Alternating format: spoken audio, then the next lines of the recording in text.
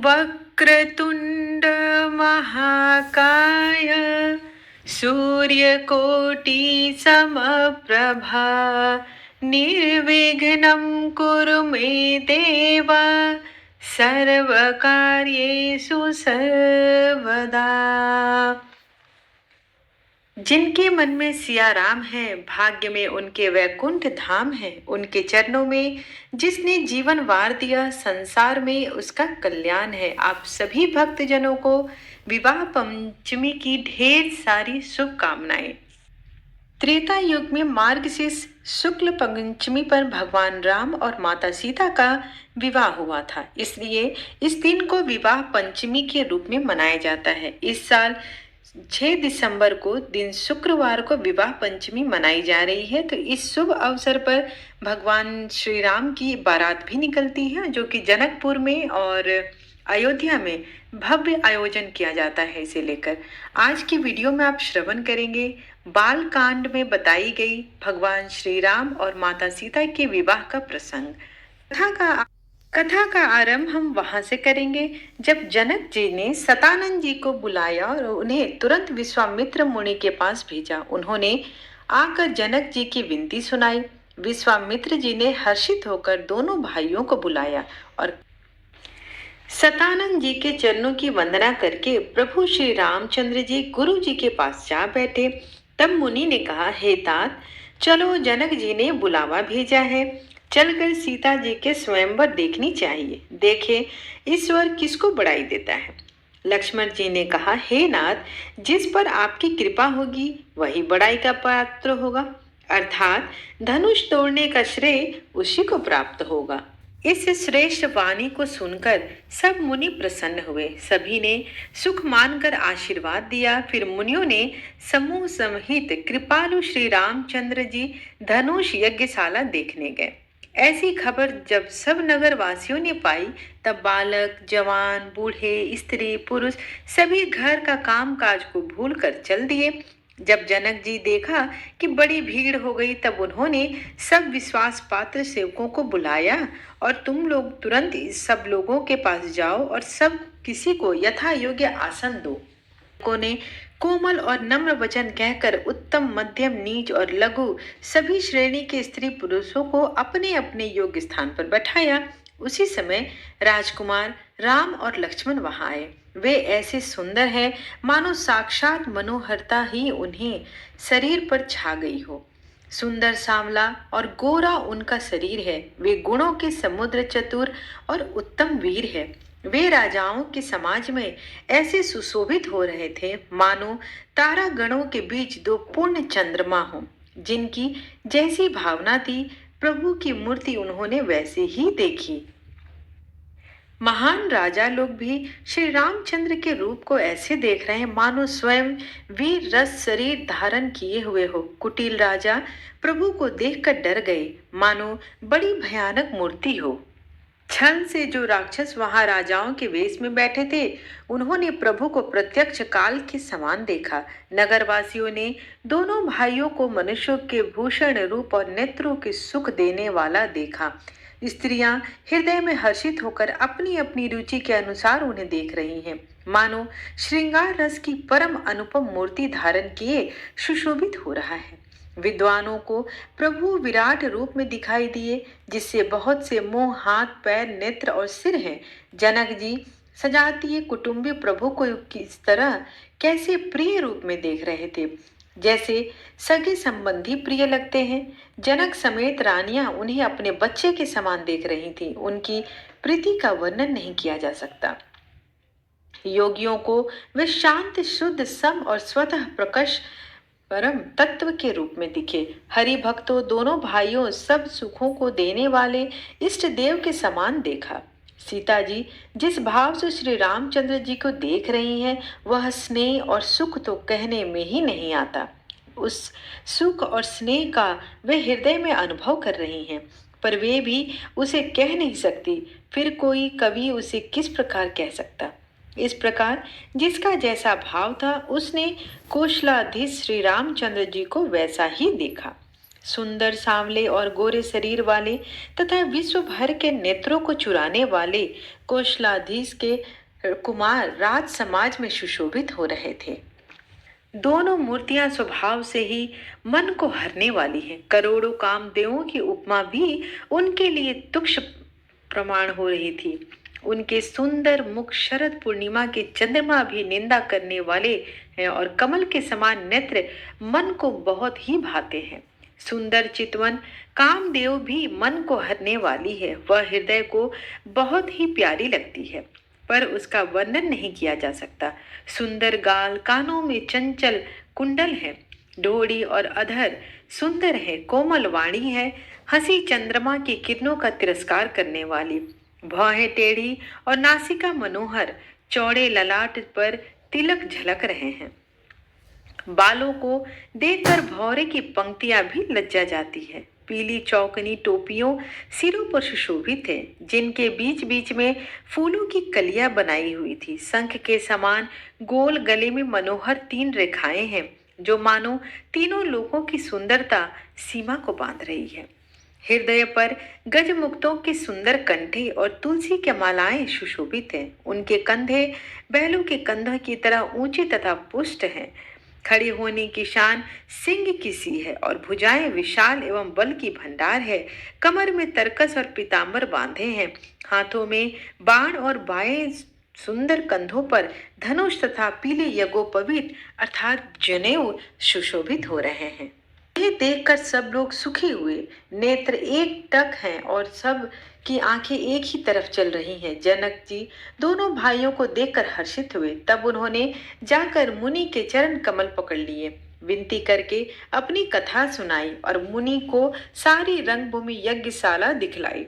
दोनों श्रेष्ठ राजकुमार जहां जहां जाते वहां वहां सब कोई आश्चर्यचकित होने देखने लगते।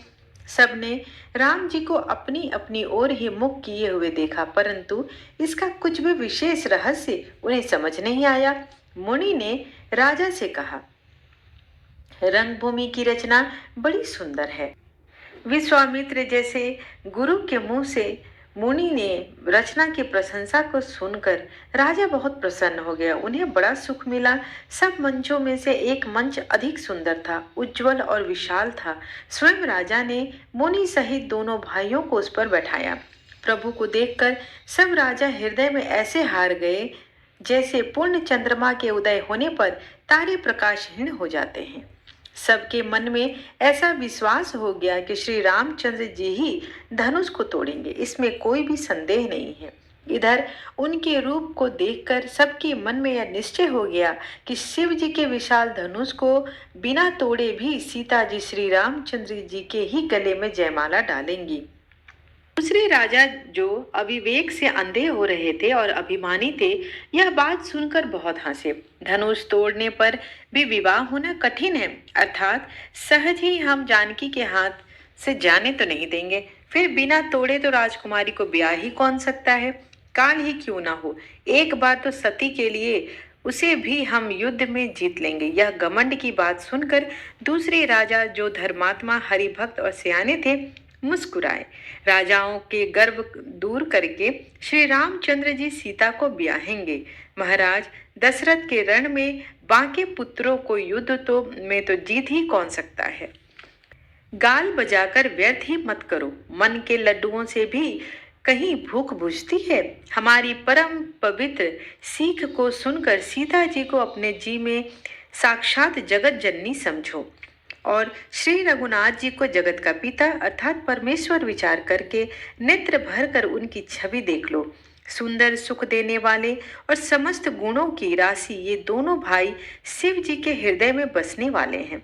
स्वयं शिव जी भी उन्हें सदा हृदय में छिपाए रखते हैं। वे तुम्हारे नेत्रों के सामने आ गए हैं, समीप आए हुए हैं। अमृत के समुद्र को छोड़कर तुम जानकी को पत्नी रूप में पानी की दुराशा रूप मिथ्या है। मृग जल को देखकर दौड़कर क्यों मरते हो। फिर जिसको जो अच्छा लगे वही जाकर करो। हमने तो श्री रामचंद्र जी के दर्शन कर लिए, आज हमारे जन्म सफल हो गए। ऐसा कहकर अच्छे राजा प्रेम मग्न होकर श्री राम जी का अनुपम रूप देखने लगे। देवता लोग भी आकाश से विमानों पर चढ़े हुए दर्शन कर रहे हैं और सुंदर गान करते हुए फूल बरसा रहे हैं। तब शुभ अवसर जानकर जानकी जी मन में मुस्कुराई और जनक जी ने सीता जी को बुलाया। सब चतुर और सुंदर सखियां आदर पूर्वक उन्हें ले आई। रूप और गुणों की खान जगत जननी जानकी जी की शोभा का वर्णन भी नहीं किया जा सकता। उनके लिए मुझे कुछ भी उपमाएं तुच्छ लगती है, क्योंकि वे अलौकिक स्त्रियों अंगों से अनुराग करने वाली, अर्थात वे जगत की स्त्रियों अंगों को दी जाती है। काव्य की उपमाएं सब त्रिगुणात्मक मय की जगत से ली गई हैं। उन्हें भगवान की स्वरूप शक्ति श्री जानकी जी के अप्राकृत चिन्मय अंगों के लिए प्रयुक्त करना अपमान माना जाता है। सीता जी के वर्णन ने उन्हीं उपमाओं को देकर कौन कुकवि कहलाएगा और अपसय का भागी बनेगा। पृथ्वी की स्त्रियों की तो बात ही छोड़िए, देवताओं की स्त्रियों भी यदि देखा जाए जो हमारी अपेक्षा कहीं अधिक दिव्य और सुंदर होती हैं, तो उनमें सरस्वती बहुत बोलने वाली, पार्वती अर्धांगिनी है, अर्थात अर्धनारीश्वर रूप में जो उनका आधा ही अंग स्त्री का है, शेष आधा अंग पुरुष भगवान शिव जी का है। कामदेव की स्त्री रति पति को बिना शरीर का अनंग जानकर बहुत दुखी रहती है, जिनके विष और मध्य जैसे समुद्र से उत्पन्न होने के नाते प्रिय भाई हैं, उन लक्ष्मण जी के सामने सयानी सखियां सीता जी को साथ लेकर मनोहर वाणी गीत गाती हुई चली। सीता जी के नवल शरीर पर सुंदर साड़ी सुशोभित हो रही थी। जगत जननी की महान छवि अतुलनीय है। सब आभूषण अपनी अपनी जगह पर शोभित हो रही थी, जिन्हें सखियों ने अंग अंग में भली भांति सजाकर पहनाया था। जब सीता जी ने रंगभूमि में पैर रखा, तब उनका रूप देखकर स्त्री पुरुष सभी मोहित हो गए। देवताओं ने हर्षित होकर नगाड़े बजाए और पुष्प बरसाकर अप्सराएं गाने लगी। सीता जी के कर कमलों से जयमाला सुशोभित हो सब राजा चकित होकर अचानक उनकी ओर देखने लगे। सीता जी चकित चित्त से श्री राम जी को देखने लगी। तब सब राजा लोग मोह के वश हो गए। सीता जी ने मुनि के पास बैठे हुए दोनों भाइयों को देखा तो उनके नेत्र अपना खजाना पाकर श्री राम जी के मन में लग गए, परंतु गुरुजनों की लाज से तथा बहुत बड़े समाज को देखकर सीता जी सकुचा गई। वे श्री रामचंद्र जी को हृदय में लाकर सखियों की ओर देखने लगी। श्री रामचंद्र जी का रूप और सीता जी की छवि देखकर स्त्री पुरुषों ने पलक मारना ही छोड़ दिया। सभी अपने मन में सोचते हैं, पर कहते सकुचाते मन ही मन विधाता से विनय करते हैं। हे विधाता, जनक की मूर्ता शीघ्र हर लीजिए और हमारी ही ऐसी सुंदर बुद्धि उन्हें दीजिए, जिससे बिना ही विचार किए राजा अपना प्रण छोड़कर सीता जी का विवाह राम जी से कर दे। संसार उन्हें भला कहेगा, क्योंकि यह बात सब किसी को अच्छी लगती है। हठ करने से अंत में हृदय ही जलेगा। सब लोग इसी लालसा में मग्न हो रहे हैं कि जानकी जी के योग्य वर तो यह सांवला ही है। तब राजा जनक ने बंदी जनों को बुलाया। वे विरुदावली गाते हुए चले गए। राजा ने कहा, जाकर मेरा प्रण सबसे कहो। भाट चले गए। उनके हृदय में कम आनंद न था। भाटो श्रेष्ठ वचन कहा। हे पृथ्वी की पालन करने वाले सब राजागण, सुनिए। हम अपनी भुजा उठाकर जनक जी का विशाल प्रण करते हैं। राजाओं की भुजाओं का बल चंद्रमा है। शिव जी का धनुष राहु है। वह भारी है, कठोर है, यह सबको विदित है। बड़े भारी योद्धा रावण और बाणासुर भी इस धनुष को देखकर चुपके से चलते बने। उसे उठाना तो दूर, छूने तक की हिम्मत नहीं हुई। उसी शिव जी के कठोर धनुष को आज इस राज्यसभा में जो भी तोड़ेगा, तीनों लोक की विजय के साथ ही उसको जानकी जी बिना किसी विचार के हठ पूर्वक वरण करेंगी। प्रण सुनकर सब राजा लालच में आ गए। वो जो वीरता के अभिमानी थे, वे उनमें मन में बहुत ही तमतमाए, कमर कसकर अकुलाकर उठे और अपने इष्ट देवों को सिर नवाकर चले। वे बड़े ताव से शिव जी की धनुष की ओर देखते और फिर निगाह जमाकर उसे पकड़ते हैं। करोड़ों भांति से जोर लगाते हैं पर वह उठता ही नहीं। जिन राजाओं के मन में कुछ विवेक है वे धनुष पास ही नहीं जाते। वे मूर्ख राजा तमक कर किटकिटा कर धनुष को पकड़ते हैं परंतु जब नहीं उठता तो लजा कर चले जाते हैं। मानो वीरों की भुजाओं में बल पाकर वह धनुष और अधिक भारी हो जाता है। तब 10,000 राजा एक ही बार धनुष को उठाने लगे तो भी वह उनके से थोड़ा सा भी हिला भी नहीं। शिव जी वह धनुष कैसे नहीं डिगता। जैसे कामी पुरुष के वचनों से सती का मन चलायमान नहीं होता। सब राजा उपहास के योग्य हो गए। जैसे वैराग्य बिना सन्यासी उपहास के योग्य हो जाता है। कीर्ति विजय बड़ी वीरता होती है। इन सबको वे धनुष हाथों पर बरबस हराकर चले गए। राजा लोग हृदय से हारकर श्रीहीन हो गए और अपने अपने समाज में जा बैठे। राजाओं को देखकर जनक अकुला उठे और ऐसे वचन बोले जो मानो क्रोध में सुने हो। मैंने जो प्रण ठाना है उसे सुनकर द्वीप द्वीप के अनेकों राजा आए। देवता और दैत्य भी मनुष्य का शरीर धारण करके आए तथा और भी बहुत से रणधीर आए हैं। परंतु धनुष को तोड़कर मनोहर कन्या बड़ी विजय और अत्यंत सुंदर कीर्ति को पाने वाला मानो ब्रह्मांड में कोई है ही नहीं। कहिए यह लाभ किसको अच्छा नहीं लगता, परंतु किसी ने भी शंकर जी का धनुष नहीं चढ़ाया। अरे भाई, चढ़ाना और तोड़ना तो दूर की बात है, कोई इसे तिल भर भी हिला न सका। अब कोई वीरता का अभिमानी नाराज ना हो। मैंने जान लिया पृथ्वी वीरों से खाली हो गई है। अब आशा छोड़कर अपने अपने घर जाइए। ब्रह्मा ने सीता जी का विवाह लिखा ही नहीं है। यदि प्रण छोड़ता हूँ तो पुण्य जाता है, इसलिए क्या करूँ, कन्या कुमारी ही रहे। यदि मैं जानता कि पृथ्वी वीरों से शून्य है तो प्रण करके उपहास का पात्र न बनता। जनक के वचन सुनकर सभी स्त्री पुरुष जानकी जी की ओर देखकर दुखी हुए, परंतु लक्ष्मण जी तमतमा उठे। उनकी भौहें टेढ़ी हो गई, ओठ फड़कने लगे और नेत्र क्रोध से लाल हो गए। श्री रघुवीर जी के डर से कुछ कह तो सकते नहीं, पर जनक के वचन उन्हें बाण की तरह लगे।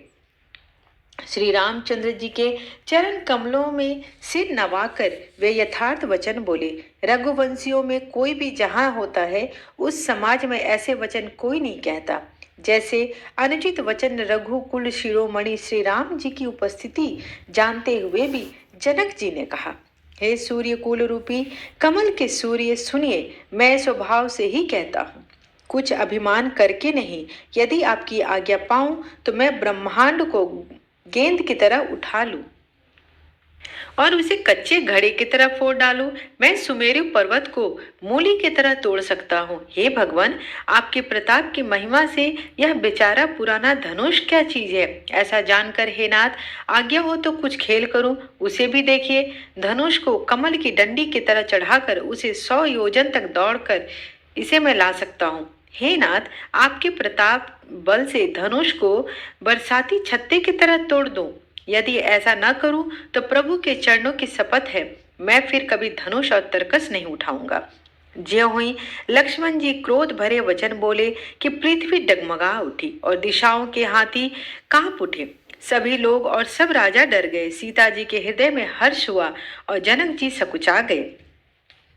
गुरु विश्वामित्र जी ने श्री रघुनाथ जी और सब मुनि मन में प्रसन्न हुए और बार बार पुलकित होने लगे। श्री रामचंद्र जी ने इशारे से लक्ष्मण को मना किया और प्रेम सहित अपने पास बैठा लिया। विश्वामित्र जी शुभ समय जानकर अत्यंत प्रेम भरी वाणी से बोले, हे राम, उठो, शिव जी का धनुष तोड़ो और हे तात, जनक का संताप मिटाओ। गुरु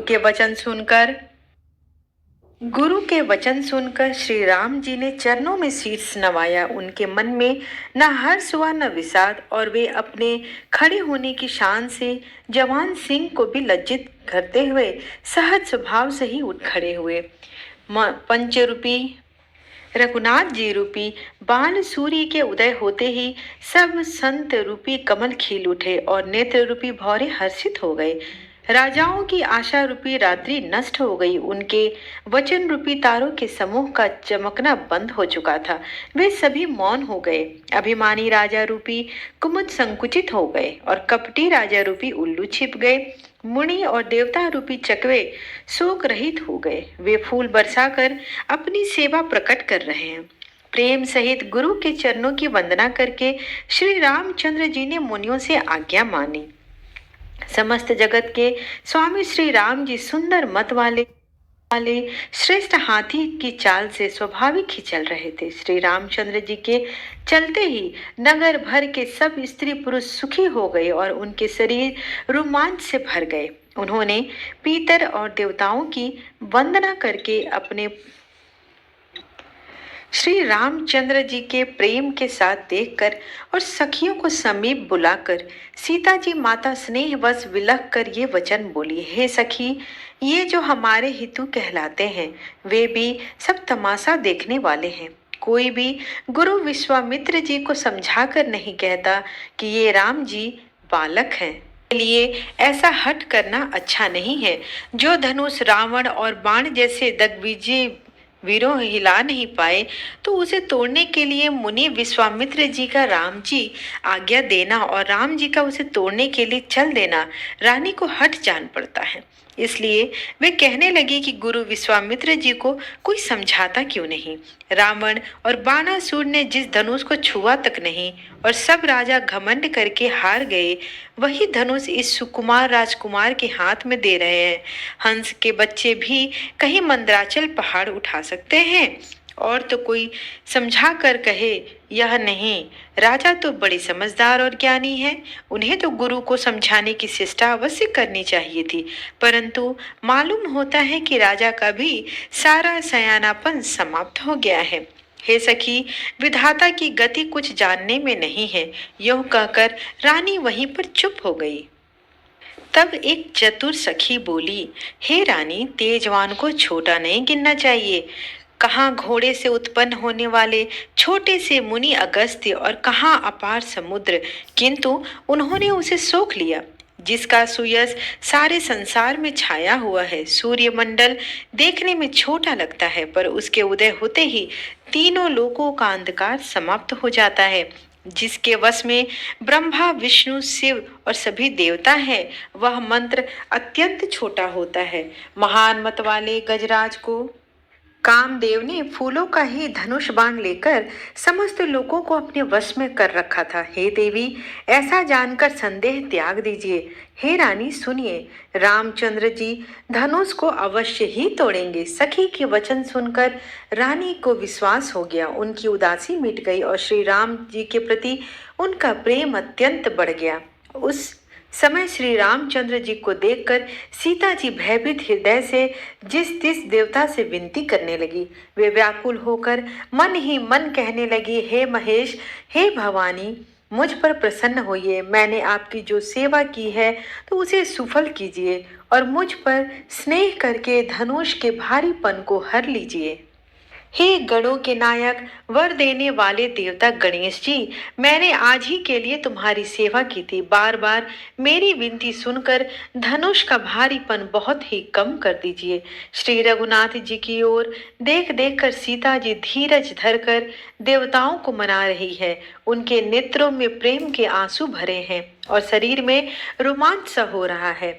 अच्छी तरह नेत्र भरकर श्री राम जी की शोभा देखकर फिर पिता के प्रण का स्मरण करके सीता जी मन क्षुब्ध हो उठा। वे मन ही मन कहने लगी, अहो, पिताजी ने बड़ा ही कठिन हठ ठाना है। वे लाभ हानि कुछ भी नहीं समझ रहे हैं। विधाता, मैं हृदय में किस तरह धीरज धरूं? सीरज के फूल के कण से कहीं हीरा छेदा जाता है। सारी सभा की बुद्धि बावली हो चुकी है। अतः हे शिव जी के धनुष, अब तो मुझे तुम्हारा ही आसरा है। तुम अपनी जड़ता लोगों पर डालकर श्री रघुनाथ जी को देखकर हल्के हो जाओ। इस प्रकार सीता जी के मन में बड़ा ही संताप हो रहा है। निमेष का एक अंश भी 100 युगों के समान बीत रहा है। प्रभु श्री रामचंद्र जी को देखकर फिर पृथ्वी की ओर देखती हुई सीता जी के चंचल नेत्र इस प्रकार सुशोभित हो रहे मानो चंद्रमंडलोपरि में डोल में कामदेव की दो मछलियां खेल रही हों। सीता जी की वाणी रूपी भ्रमरी को उनके मुख रूपी कमल ने रोक रखा है। लाज रूपी रात्रि को देखकर वह प्रकट नहीं हो रही हैं। नेत्रों का जल नेत्रों के कोने में ही रह जा रहे हैं, जैसे बड़े भारी कंजूस का सोना कोने में ही गड़ गया हो। अपनी बढ़ी हुई व्याकुलता जानकर सीता जी सकुचा गई और धीरज धरकर हृदय में विश्वास ले आई कि यदि तन मन और वचन से मेरा प्रण सच्चा है और श्री रघुनाथ जी के चरण कमलों में मेरा चित्त वास्तव में अनुरक्त है, तो सबके हृदय में निवास करने वाले भगवान मुझे रघु श्रेष्ठ श्री रामचंद्र जी की दासी अवश्य बनाएंगे। जिस पर सच्चा स्नेह होता है वह उसे मिलता ही है, इसमें कुछ भी संदेह नहीं है। प्रभु की ओर देखकर सीता जी ने शरीर द्वारा प्रेम ठान लिया। कृपा निधान श्री राम जी सब कुछ जान गए। उन्होंने सीता जी को देखकर धनुष की ओर ऐसे ताका जैसे गरुड़ जी छोटे से सांप को देखकर करते हैं। इधर जब लक्ष्मण जी ने देखा कि रघुकुल मणि श्री रामचंद्र जी ने शिव जी के धनुष की ओर ताका है, तो वे शरीर से पुलकित हो ब्रह्मांड के चरणों को दबाकर निम्नलिखित वचन बोले। हे दिग्गजों, हे कच्छप, हे शेष, हे वारा, धीरज धरकर पृथ्वी को थामे रहो, जिसमें यह हिलने ना पावे। श्री रामचंद्र जी शिव जी के धनुष को तोड़ना चाहते हैं। मेरी आज्ञा सुनकर सब सावधान हो जाओ। श्री रामचंद्र जी जब धनुष के समीप आए, तब सब स्त्री पुरुषों ने देवताओं और पुण्यों को मनाया। सबका संदेह और अज्ञान, नीच राजाओं का अभिमान, परशुराम जी के गर्भ की गरुता, देवता और श्रेष्ठ मुनियों की कातरता, सीता जी की सोच, जनक का पश्चाताप और रानियों के दारुण दुख का दावा नल, ये सब शिव जी के धनुष रूपी बड़े जहाज को पाकर समाज बनाकर उस पर जा चढ़े। ये श्री रामचंद्र जी की भुजाओं के बल रूपी अपार समुद्र पर पार करना चाहते थे, परंतु कोई केवट नहीं था। श्री राम जी ने सब लोगों की ओर देखा और उन्हें चित्र में लिखे हुए से देखकर फिर कृपाधाम श्री राम जी ने सीता जी की ओर देखा और उन्हें विशेष रूप व्याकुल जाना। उन्होंने जानकी को बहुत ही विकल देखा। उनका एक एक क्षण कल्प के समान बीत रहा था। यदि प्यासा आदमी पानी के बिना शरीर छोड़ दे, तो उसके मर जाने पर अमृत का तालाब भी क्या करेगा। सारी खेती के सूख जाने पर वर्षा किस काम की। समय बीत जाने पर पछताने से क्या लाभ। जीवे में ऐसा समझकर श्री राम जी ने जानकी की ओर देखा और उनका विशेष प्रेम लगकर वे पुलकित हो गए। मन ही मन उन्होंने गुरु को प्रणाम किया और बड़ी फुर्ती से धनुष को उठा लिया। जब उसे हाथ में लिया, तब वह धनुष बिजली की तरह चमका और फिर आकाश मंडल में मंडलाकार हो गया। लेते और चढ़ाते और जोर से खींचते हुए किसी ने नहीं लखा। सबने श्री राम जी को धनुष खींचे खड़े देखा। उसी क्षण श्री राम जी ने धनुष को बीच से तोड़ डाला। भयंकर कठोर ध्वनि से लोग भय हो से भर गए। घोर कठोर शब्द लोग भर गए। सूर्य के घोड़े मार्ग छोड़कर चलने लगे। दिग्गज चिघाड़ने लगे। धरती डोलने लगी। शेष, वाराह और कच्छप कलमला उठे। देवता, राक्षस और मुनि कानों पर हाथ रखकर सब व्याकुल होकर विचारने लगे। तुलसीदास जी कहते हैं, जब सबको निश्चय हो गया कि श्री राम जी ने धनुष को तोड़ डाला, तब सब श्री रामचंद्र जी का जयकार करने लगे। शिव जी का धनुष जहाज और श्री रामचंद्र जी की भुजाओं का बल समुद्र है। धनुष टूटने से वह सारा समाज डूब गया जो मोहवश पहले इस जहाज पर चढ़ा था। तभी चारों तरफ मृदंग, शंख, सहनाई, भेरी, डोल और मंगल गायन होने लगे। सखियों सहित रानी अत्यंत हर्षित हुई, मानो सूखते हुए धान पर पानी पड़ गया हो। जानकी जी ने सोच त्याग कर सुख को प्राप्त कर लिया, मानो तैरते तैरते थके हुए पुरुष ने हाथ थाम ली हो। सीता जी अति प्रसन्न थी और सखियों के बीच सीता जी सुशोभित हो रही थी, जैसे मानो छवियों के बीच में महाछवि हो, कर कमल में सुंदर जयमाला जिसमें विश्व विजय की शोभा छाई हो। सीता जी के शरीर में संकोच है पर मन में परम उत्साह है। उनका यह गुप्त प्रेम किसी को जान नहीं पड़ रहा है। समीप जाकर श्री राम जी की शोभा देखकर राजकुमारी सीता जी चित्र में इस छवि को देखकर सखियां गाने लगी। तब सीता जी ने श्री राम जी के गले में जयमाला पहना दी। श्री रघुनाथ जी के हृदय पर जयमाला देकर देवता फूल बरसाने लगे। समस्त राजागण इस प्रकार सकुचा गए मानो सूर्य को देखकर कुमुदों का समूह सिकुड़ गया हो। नगर और आकाश में बाजे बजने लगे। दुष्ट लोग उदास हो गए और सज्जन लोग सब प्रसन्न हो गए। देवता, किन्नर, मनुष्य, नाग और मुनीश्वर जय जयकार करके आशीर्वाद देने लगे। देवताएं, अप्सराएं सभी नृत्य करने लगी। पृथ्वी, पाताल और स्वर्ग तीनों लोक में यश फैल गया कि श्री रामचंद्र जी ने धनुष तोड़ दिया और सीता जी का वरण कर लिया। नगर के नर नारी आरती कर रहे हैं और अपनी हैसियत के अनुसार उन्हें निछावर कर रहे हैं। श्री सीता जी राम जी की जोड़ी ऐसी सुशोभित हो रही है मानो सुंदरता और श्रृंगार रस एकत्र हो गए हों। सखियां कह रही हैं, सीते स्वामी के चरण छुओ, किंतु सीता जी अत्यंत भयभीत हुई उनके चरण नहीं छू रही। भगवान प्रभु श्री राम और माता सीता का विवाह हुआ। आइए अब भगवान प्रभु श्री राम की आरती के साथ आज की वीडियो का समापन करते हैं।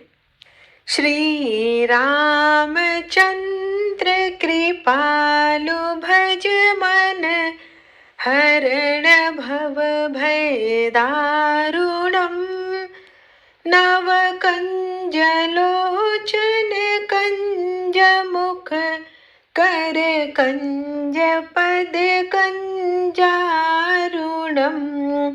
कंतर गणित अमित छवि नव नील नीरद सुंदरम पटपीत मानहु तड़ित रुचि सुचि नोमि जनक सुतावरम भजु दीन बंधु दिनेश दानव दैत्य वंश निकंदनम रघुनंद आनंद कंद कौशल चंद दशरथ नंदनम सिर मुकुट कुंडल तिलक चारुदार अंग विभूषणम आजानुभुज सर चाप धर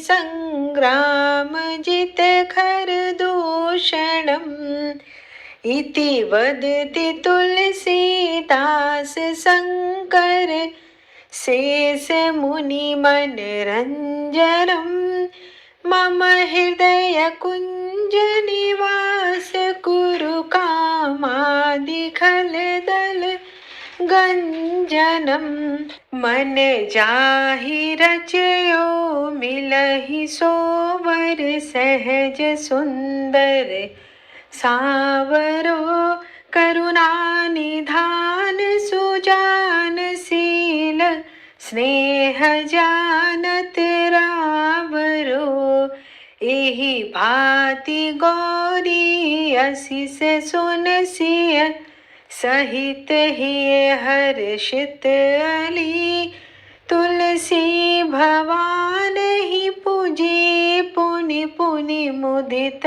मन मंदिर चली। जय श्री राम। आशा करती हूँ कि आज की कथा और आरती आपको अच्छी लगी हो। अगर आज की वीडियो आपको अच्छी लगी हो तो चैनल पर अगर आप पहली बार आए हैं तो लाइक, शेयर एंड सब्सक्राइब करना बिल्कुल ना भूलें। धन्यवाद।